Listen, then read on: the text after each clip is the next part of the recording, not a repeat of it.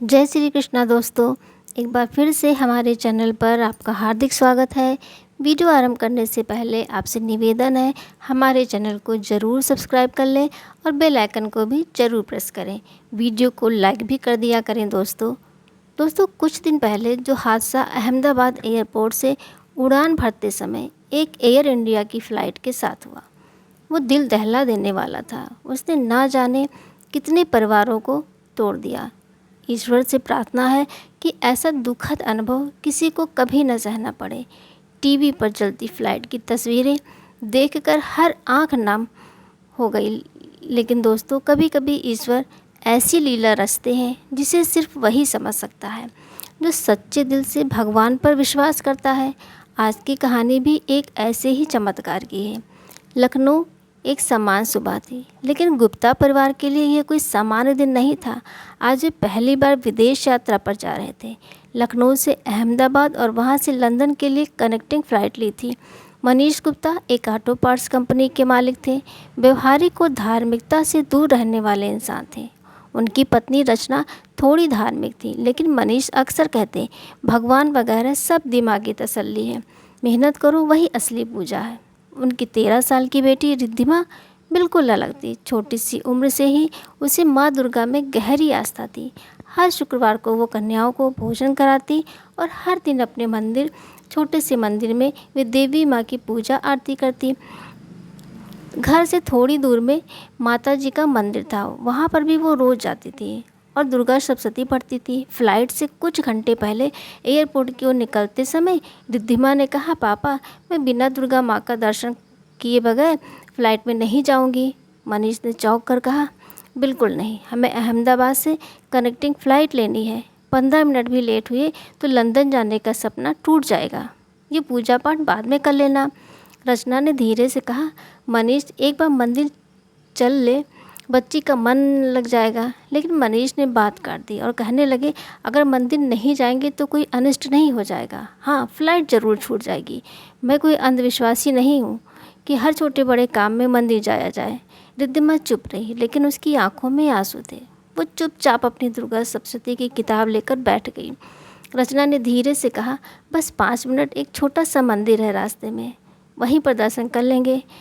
मनीष ने गहरी सांस ली। ठीक है, लेकिन भाग कर दर्शन करना है, 1 मिनट भी ज़्यादा नहीं। मंदिर छोटा था लेकिन शांत। रिद्धिमा ने आंखें बंद की और हाथ जोड़कर प्रार्थना की, हे माता रानी, सब पर कृपा बनाए रखिए और सबको सुरक्षित रखिएगा, चाहे कुछ भी हो जाए।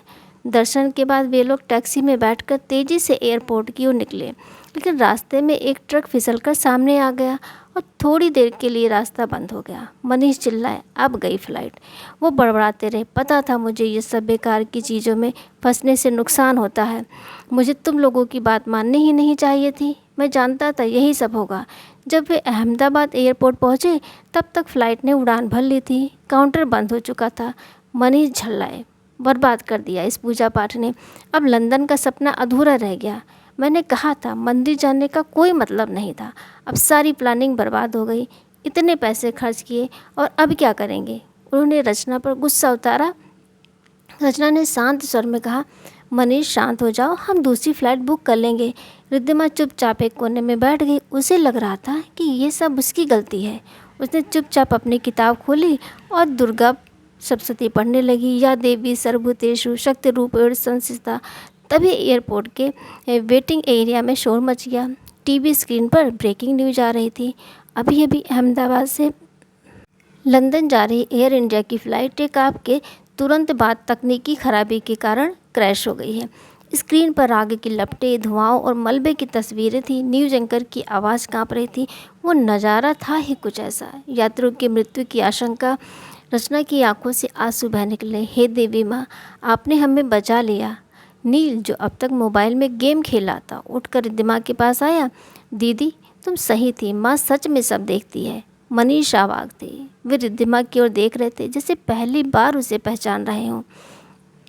उन्होंने धीरे से कहा, मैं गलत था रिद्धिमा, मैंने तुम्हारी आस्था को मजाक समझा, लेकिन आज शायद उसी ने हमें जिंदा रखा है। रिद्धिमा ने कहा, पापा, माँ ने आपकी भी सुन ली, बस आप एक बार हाथ जोड़ लो, वो बहुत दयालु हैं। मनीष की आंखें भीग गई। पहली बार उन्होंने रिद्धिमा के साथ आंखें बंद की। या देवी सर्वभूतेषु। आज मनीष हर शुक्रवार को कन्या पूजन करते हैं। वे कहते हैं भगवान चमत्कार करते हैं या नहीं ये तर्क का विषय हो सकता है, लेकिन किसी मासूम की सच्ची आस्था उन्हें ज़रूर बुला लेती है। अगर आपको भी लगता है कि सच्चे मन से किया गया भक्ति का भाव कभी व्यर्थ नहीं जाता, तो इस कहानी को ज़रूर शेयर करें और कमेंट करें। जय माता दी।